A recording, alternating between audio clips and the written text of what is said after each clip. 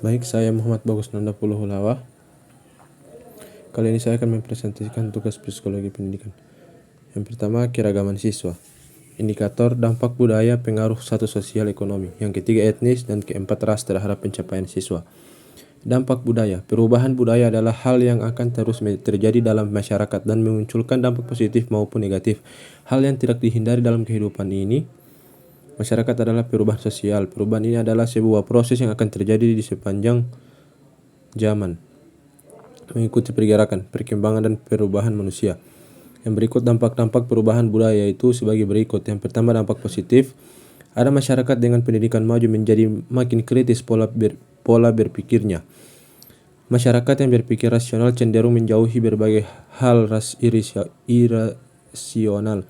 Yang ketiga, berbagai peralatan hidup manusia semakin memudahkan kehidupan. Yang kedua, dampak negatif. Bentuk kesenian tradisional terdesak kesenian modern. Bentuk peralatan tradisional terdesak pula oleh peralatan modern. Yang kedua, kerja fisik manusia berkurang karena tergantikan oleh mesin. Yang ketiga, muncul sikap individualistis, materialisme, dan sikap hidup mewah dalam kehidupan sosial, terutama bagi masyarakat yang sukses dalam ekonomi. Yang berikut, pengaruh status sosial ekonomi. Dalam Kamus Besar Bahasa Indonesia, status adalah keadaan atau kedudukan orang atau badan. Dalam hubungan dengan masyarakat di sekelilingnya, status sosial ekonomi adalah ukuran gabungan total ekonomi dan sosiologis dari pengalaman kerja seseorang dan dari posisi ekonomi dan sosial individu atau keluarga yang relatif terhadap lainnya, berdasarkan pada pendapatan, pendidikan, dan pekerjaan. Yang berikut adalah menurut M. Arifin Nur, secara umum, kelas sosial dapat dibagi ke dalam dua golongan, yakni kelas atas atau super kelas. Mereka adalah golongan yang kaya raya, kelompok konglomerat, kelompok eksekutif, dan seterusnya. Kelas menengah adalah middle class. Kelas menengahnya biasa diisi oleh kaum profesional dan para pemilik toko dan bisnis yang lebih kecil, biasanya ditempati oleh orang-orang kebanyakan yang tingkat sedang-sedang saja. Kedudukan orang tua dalam masyarakat terpandang.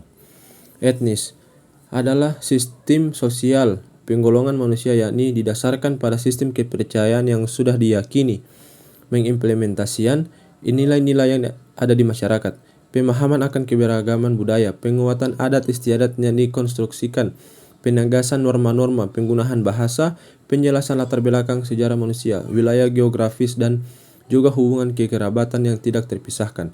Yang berikut jenis-jenis etnis. Yang pertama, suku bangsa Maya. Yang kedua, suku bangsa Persia. Dan yang ketiga, suku bangsa Amazon. Suku bangsa Aborigin. Suku bangsa Han. Yang keenam, suku Gipsi. Yang ketujuh, suku bangsa Yunani. Ras terhadap pencapaian siswa. Dalam kegiatan belajar mengajar, anak adalah sebagai subjek dan objek dari kegiatan pengajaran. Karena itu, inti proses pengajaran tidak lain adalah belajar.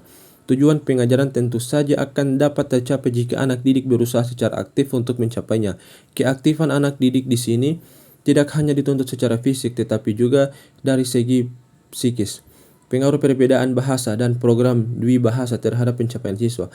Istilah pendidikan dwibahasa merujuk ke program bagi siswa yang belajar bahasa Inggris yang mengajarkan bahasa tersebut dalam bahasa ibu mereka untuk sebagian waktu dan sambil juga mengajarkan bahasa Inggris.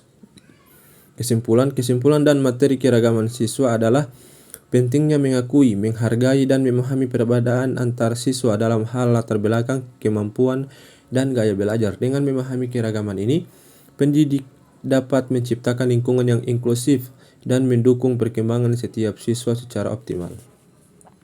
Baik, itu saja presentasi dari saya. Terima kasih.